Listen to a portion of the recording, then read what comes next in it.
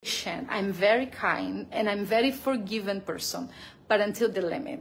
When I get to my limit, I'm sorry. I don't think I'm the best person for you.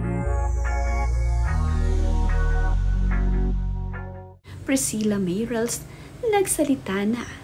Narito nga ang kanyang mga pahayag sa kanyang video na kanyang sinabi at sinagot ang ilan sa mga katanungan ng netizens.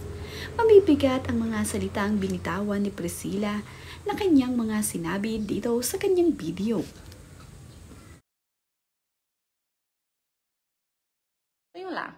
Maybe in my time that I said, I need to say, I had enough. Right? I have a voice, I had enough. And I think when you do things, you need to be very careful about the consequences of the things that you do in life. With consequence.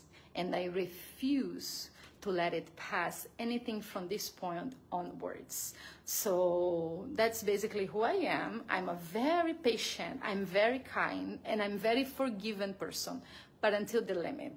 When I get to my limit, I'm sorry. I don't think I'm the best person for you to fight.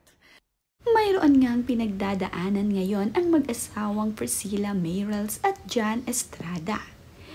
Sinagot naman nga ni Priscilla ang tanong ng netizens at ito nga ay mayroon pang nakatag na pangalan kung sino nga ang kasama ngayon ni John Estrada dito sa Boracay. Ngunit burado na nga ang komentong ito ni Priscilla sa kanyang social media. Magkaibang ang lugar ang pinagbakasyonan ni Priscilla Meirelles at nitong si John Estrada. Ito ngang si Priscilla ay kasama ang kanyang anak na si Anechka na ngayon ay nasa Brazil at nagbabakasyon. Pupunta rin sila sa ibang lugar kung saan nga ay magbabakasyon ang mag-ina. Ito naman si John Estrada ay nagbahagi ng ilang mga larawan na siya ay nandirito sa Boracay. Ito nga agad ang napansin ng mga netizen dahil may post nga itong si John Estrada at ito namang si Priscilla ay mayroong ding post.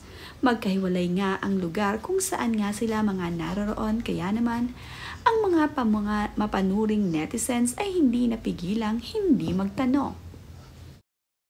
About the consequences of the things that you do in life. With consequence.